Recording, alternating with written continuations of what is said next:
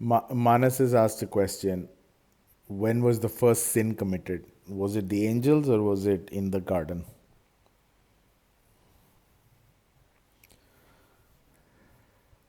Why angels?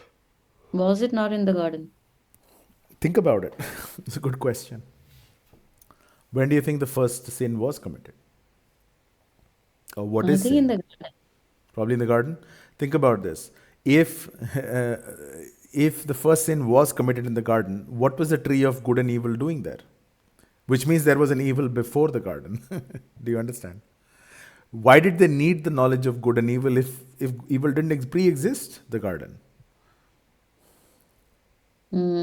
Or Hmm. was it the evil that was going to be committed when the fruit was? Then it would be the tree of the knowledge of good, and if you eat it, whatever will come.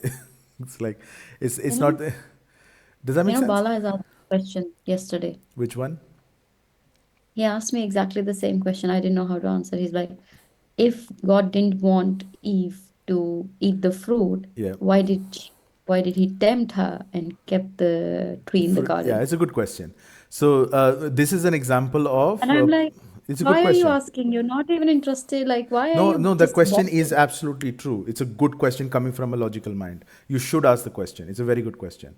And here's the answer, right? So, a lot of Greek thinking is contrasting thinking. It's like if it is yes, then it can't be no, and if it is no, it can't be yes. What you should add to that is the Eastern or the Oriental thinking, which is yin and yang kind of a thinking, that it's yes and no at the same time. Does that make sense? So a lot of the Western mindset is if it is yes, it can't be no. Does that make sense? So it is mutually exclusive answers. If you take Mm, option one, then you can't take option two. mm, But in Eastern thinking, it is option one and option two. Both are accurate. Does that make sense? So this is an mm. Eastern kind of an answer. This is Oriental philosophy, which is um, did it? Why did God put the tree there?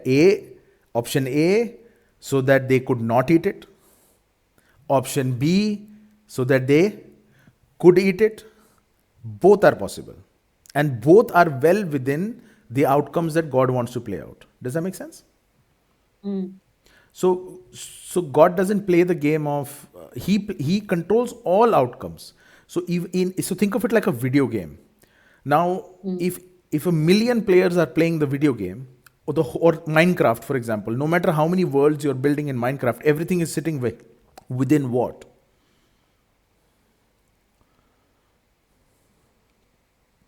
Within one board?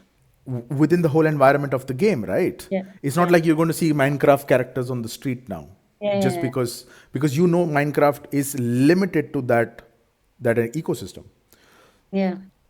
There could be millions of people doing playing that, but it Mm, doesn't mean it's going to be on the street, right? It's not going to mm, grow legs all of a sudden and computers are going to start walking, right? So you know the limits of the game. So similarly, God has set up a game where he knows all the permutations and combinations and the interactions that are going to happen. He allows those to happen because they're well within his game ecosystem. Does that make sense?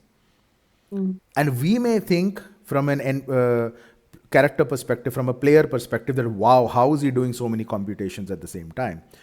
It's just that it's very easy for him to do the computations mm, because he's at a different level altogether. mm, Does that make sense?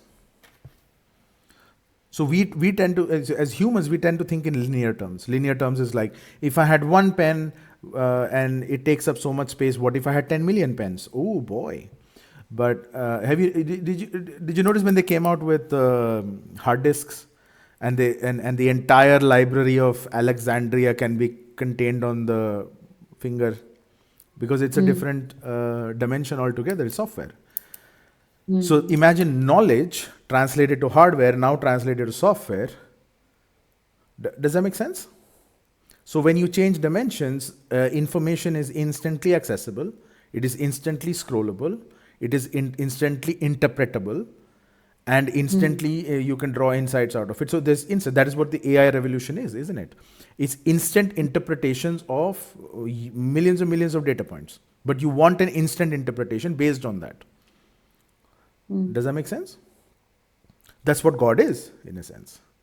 So God is a higher order being that can interpret data of millions and millions of interactions multiplied by billions and billions of people over millions and millions of years, for example, and interpret them in a snap, because he has the ability to do that.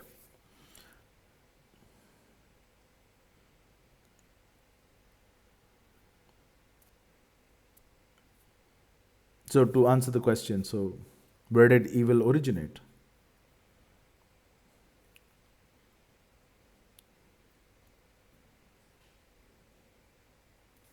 Well, if the serpent was there, right? So there was already evil there, no? In the Yes, garden. he was already evil there. He already had an evil intent, and did not know God know that the serpent had evil intent? Yes, he knew. He allowed it. So you've got to, you're looking at a being, a higher order being, who knows all the outcomes and controls all the outcomes. In fact, he communicates the outcomes to you before he's written the book of Revelation, saying that here are the outcomes: outcome 1, outcome 2, outcome 3, outcome 4. He tells you the outcomes in pictures. That's the being we worship, or we look for, or and Jesus said, I will show you that being called the Father if you believe me.